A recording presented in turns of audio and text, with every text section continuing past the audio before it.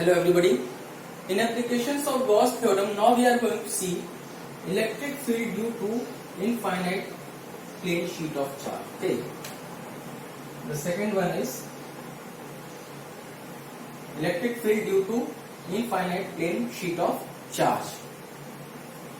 So here you can see there is a plane infinite sheet on which the charge is distributed continuously. In this, again we will take a Gaussian surface which will be symmetric to the distribution of the charge, and that Gaussian surface should pass through the point at which we are interested to find the electric field. So here we have taken a cylindrical shaped Gaussian surface, and you can see the point P is lying at one end of this cylindrical Gaussian surface. Another point P dash is lying at the other end of this cylindrical Gaussian surface, and the distance of the point from the sheet is R. Now in this case, what will happen? The direction of the electric field in the Gaussian surface will be along the axis of this cylinder. The direction of the electric field in this Gaussian surface, in this cylinder, will be along the axis of this cylinder. There will be no electric field passing through the curved part. Okay. In other words, we can say that when we are considering the curved part of this cylinder, then the electric field will be in horizontal direction, and the area vector of the small element taken here, will be in upward direction. Means what? They will be making 90 degree. The same case will be here also, we can say, at the lower part. Okay. The area vector will be like this, and the electric field will be like this, horizontally. So again 90 degree will be there. So due to the curved part of this cylinder, there will be no electric flux. The electric flux which will be there, that will be due to the plane faces of the two ends of this cylinder. You can see the area vector at one end will be in the horizontal direction, and the electric field also will be in the horizontal direction only. Means the area vector and the electric field both will be what? Parallel to each other. Therefore, the angle between the area vector and the electric field will be 0. The same thing will be here also. The area vector and electric field, they will be parallel to each other. Therefore, the angle between them will be 0. So, due to the plane faces of the cylinder, we will have the electric flux and we will calculate that. So the total electric flux due to these two plane faces of the ends of the cylinder will be integral E dot dA plus integral E dot dA. Integral E dot dA due to this end and integral E dot dA due to the other end. Okay. So phi will be equal to this. You can write further, phi will be equal to integral E dA plus integral E dA, because dot product we are taking here. So cos 0 we will take, cos 0 is equal to 1. So phi will be equal to integral E dA plus integral E dA. When you will integrate these two, you will get phi is equal to EA plus EA, which will be equal to 2EA. Here this A is what? This A is the area of the plane face of the cylinder. Okay. Area of the plane face. See here. Area of the plane face of the cylinder.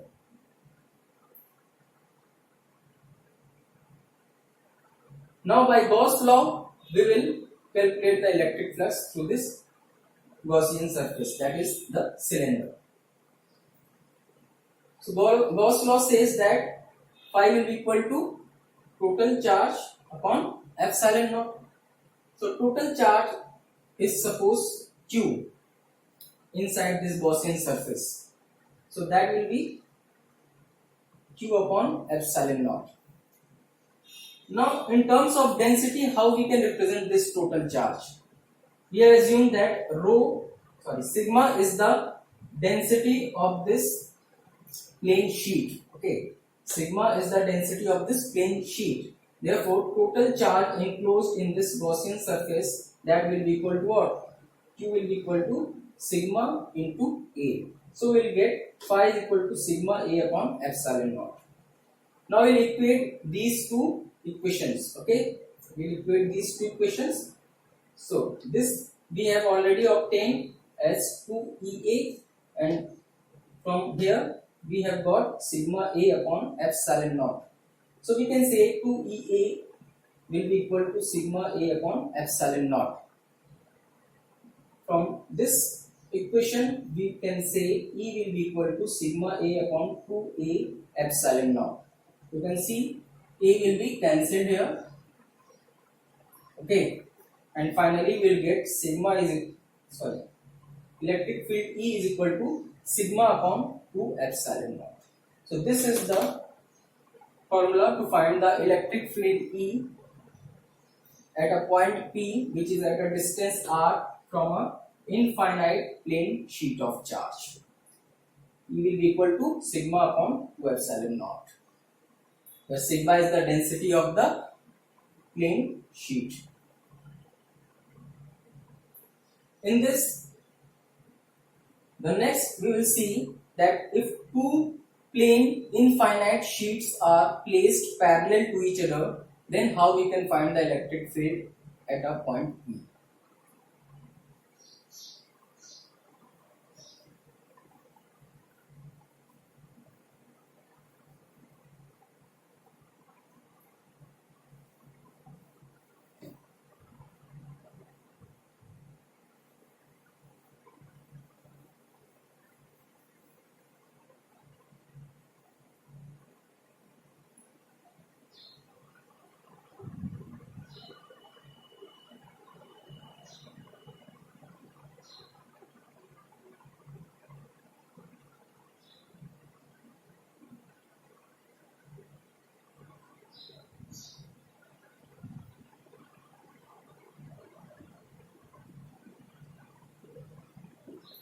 Okay, electric field due to infinite plane sheet of charge placed parallel to each other.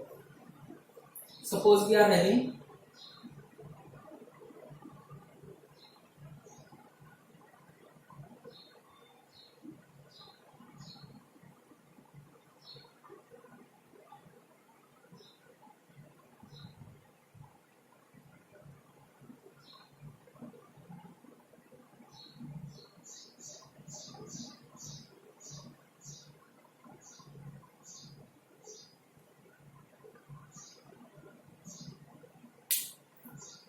two sheets which are parallel to each other, and they are having the charges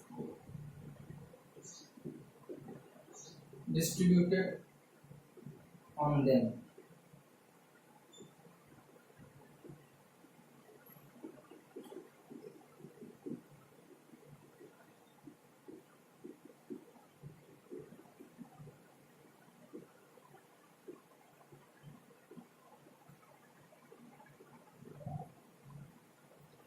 So this is sheet 1 and this is sheet 2. Both of them are having positive charge distributed on them.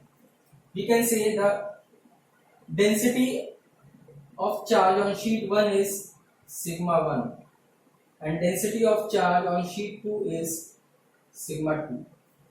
Okay. Now here we will have two cases. One case is if the point P lies in between the parallel sheet. Okay, suppose this is the point P here, in between the parallel sheet. The other case can be if the point P lies on the either side of the parallel sheets. Okay, either the point P is lying here, that I am denoting by P dash, or it is lying this side.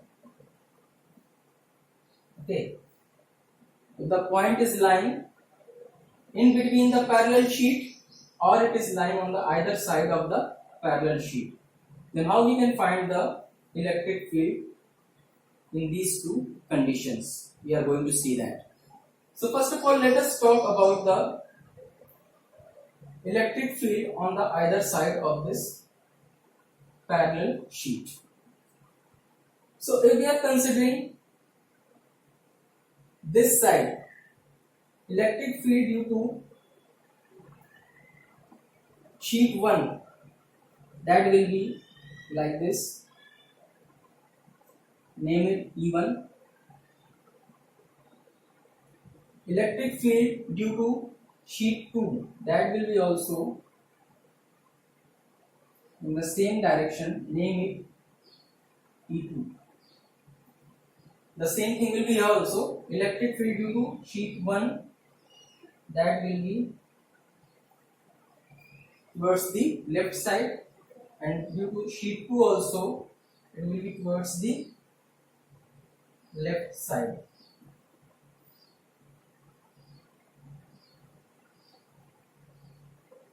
Okay, and just now we have found that due to a single plane sheet, the electric field was coming out to be sigma upon 2 epsilon naught. So we will find the net electric field E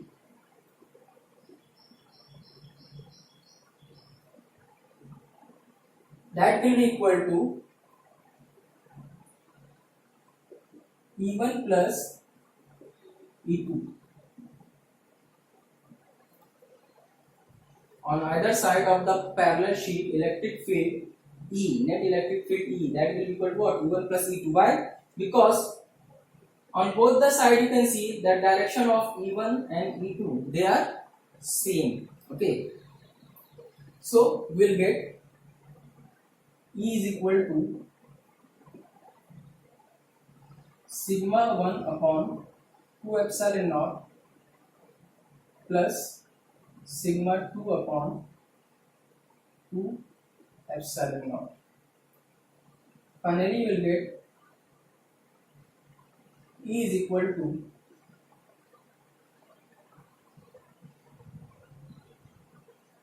sigma 1 plus sigma 2 upon 2 epsilon naught, or you can say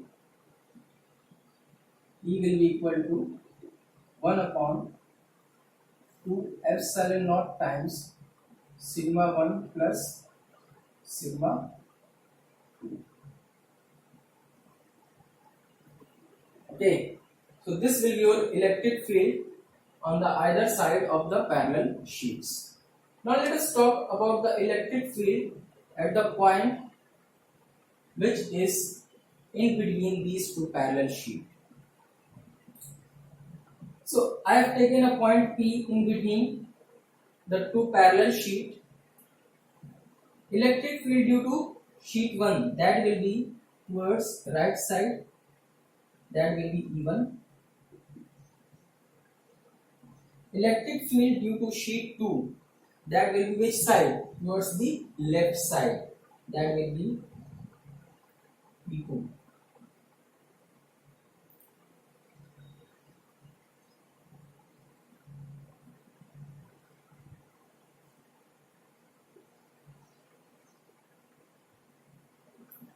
Okay, so you can see that if the point P is lying in between the two parallel sheets, then the direction of the fields E1 and E2, that is opposite, that is not same.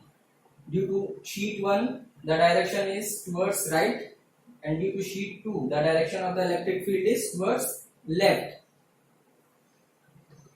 So here the net electric field will be what? The net electric field will be the difference of E1 and E2. Suppose we have assumed that sigma 1 is greater than sigma 2. The density of the charge on sheet 1 is more than the density of the charge on sheet 2. So E1 will be more than E2 and therefore we will get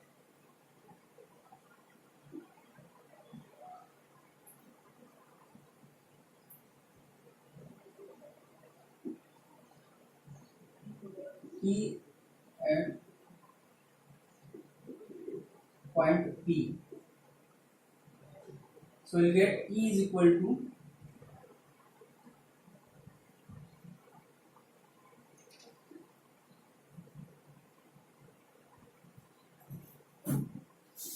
E1 minus E2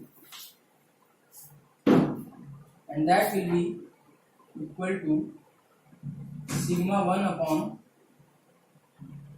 2 epsilon naught minus sigma 2 upon 2 epsilon naught, and finally you will get E is equal to 1 upon 2 epsilon naught sigma 1 minus sigma 2.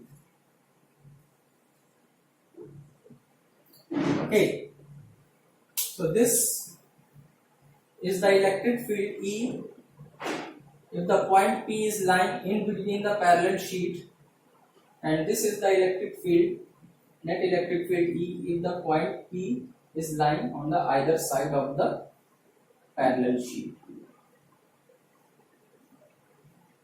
In this, one special case is there that if the density of the two sheet is same, if the density of the charge of the two sheet are same, okay, then what will happen? If the density will be same, then sigma 1 and sigma 2 will be what? Same, and therefore sigma 1 minus sigma 2 will be also equal to 0. It means what? The electric field E in between the parallel sheet will be equal to what? 0. So always remember that if the densities of the two sheet will be same, then what will happen? The electric field E in between the two parallel sheet will be equal to 0.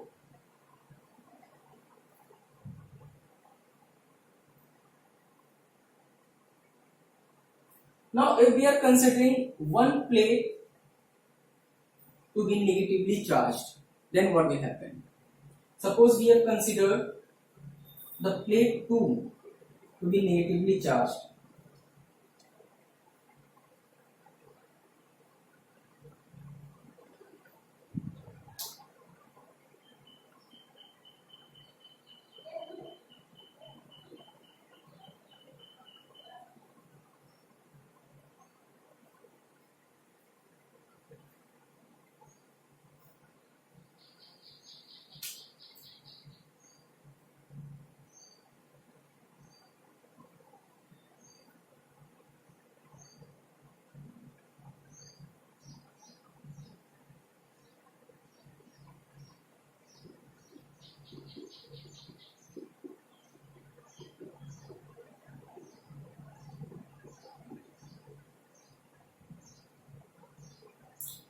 The plate 2 is non-negatively charged. Now what will happen? What will the electric field at the point P which is in between these two parallel sheets, and what will the electric field at the points which are on the either side of this parallel sheet? What will happen? See here. Again, let us first of all take the points which are on the either side. So due to sheet 1, the electric field will be in right direction, that is E1 will be towards right, but due to sheet 2 the electric field will be towards left. Why? Because here negative charge is there, but we know that the negative charge, due to negative charge, the electric field is always towards the negative charge, not away from the negative charge. Therefore, the electric field due to second plate, second sheet, that will be like this. This will be your P2. Okay. The same thing will be here also. Electric field due to sheet 1 will be towards left, and electric field due to sheet 2 will be towards right. Okay. So what will happen? The net electric field on the either side of the two plate, that will be now E1 minus E2, because already we have considered sigma 1 is more than sigma 2. So it will be this, and finally you will get this. Okay. What about the point which is lying in between these two sheets? Now see, the electric field at point P due to 1 will be towards right side, and the electric field at this point P due to the second sheet will be also towards right side, because it is negative charge and it will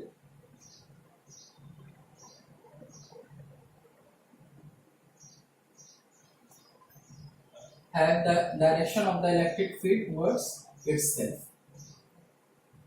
So this is E2 and this is E1. Okay. So here what will happen? Here the electric field E, net electric field E, that will be the sum of E1 and E2. So E will be equal to E1 plus E2, and this. Here you will get net electric field is E1 plus E2. Okay. In this again, if the two sheets are having the charge densities same, then what will happen? If sigma 1 and sigma 2 both are same, the density of the positive charge and the density of the negative charge is same, then what will happen? Then sigma 1 and sigma 2 will be same. It means what? We will have E is equal to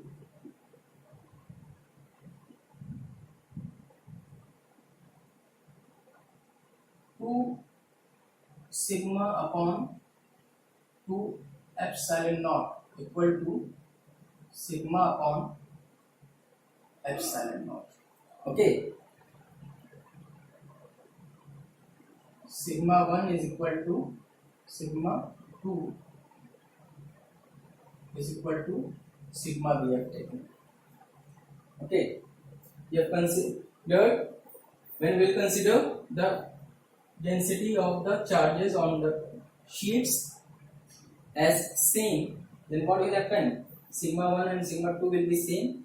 Suppose it to be sigma, you will get E is equal to 2 sigma upon 2 epsilon naught. 2 will be cancelled. Finally, you will get E is equal to sigma upon epsilon naught. Okay. Now, if there is a metallic sheet of finite thickness, then what will happen? If we are having a metallic sheet of finite thickness, these were the sheet whose thickness was negligible. Now if we are considering a metallic sheet which is having certain thickness, then what will be the electric field? We are going to see that.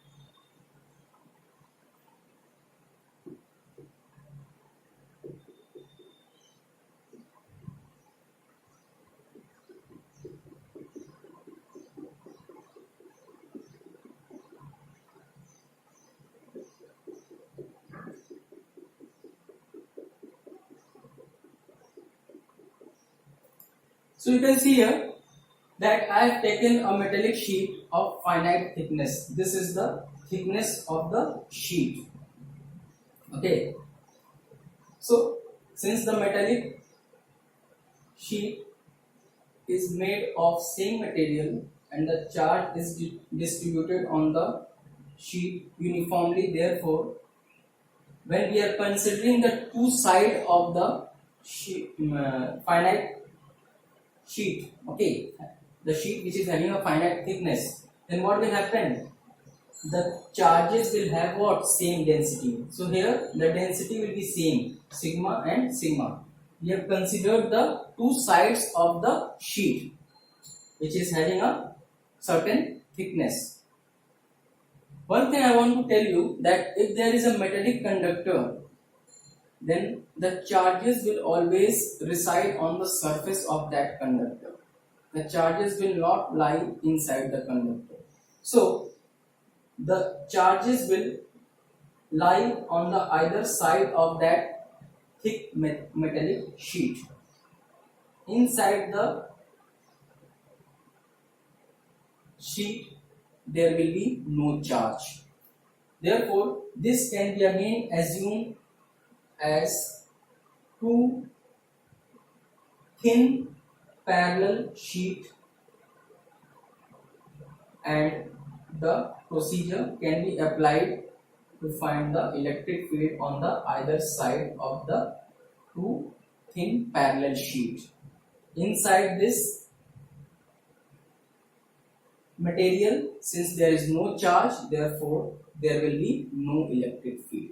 Okay, so inside this metallic sheet which is having a finite thickness, there will be no electric field, but on the either side of this metallic sheet there will be electric field, and that will be like this. The direction will be same. Why? Because the charges are of same nature, and easily we can find the electric field E, net electric field E on the either side. That will be equal to E1 plus E2. E will be equal to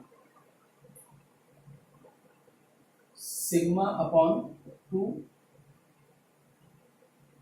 epsilon naught plus sigma upon 2 epsilon naught, and finally we will get E is equal to 2 sigma upon 2 epsilon naught, which will be equal to sigma upon epsilon naught. Is that clear? So if we are having a metallic sheet of finite thickness, then the electric field will lie on the either side of that sheet, and that will be equal to how much? Sigma upon epsilon naught, where sigma is what? Sigma is the density of the charge which is distributed uniformly on the surface of that sheet. Inside the sheet there will be no electric field. Why? Because inside the sheet there will be no electric charge. This was all about metallic sheet. Now we are going to take the next case, that if there is a conductor, uniform solid conductor, then how we can find the electric field.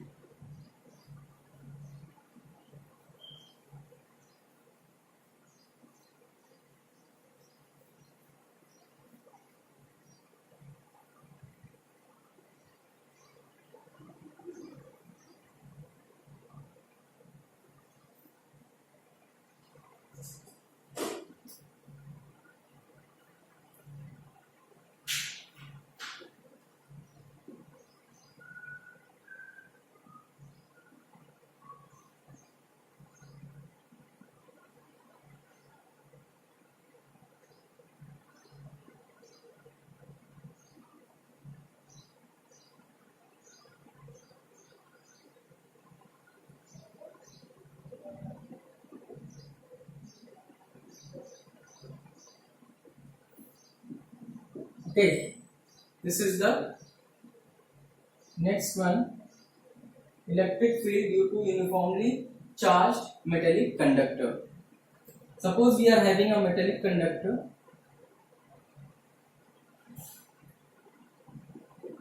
and there is a charge which is uniformly distributed on the surface of this metallic conductor. Then what we'll do, how we'll find the electric field at the point P.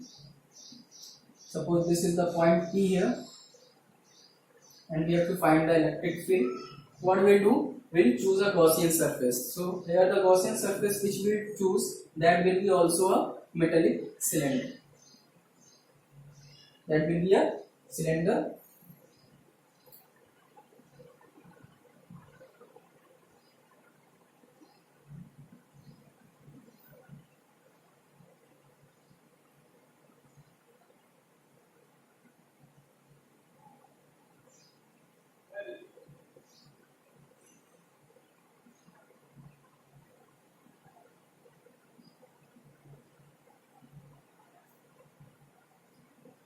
Okay, that will be a cylinder.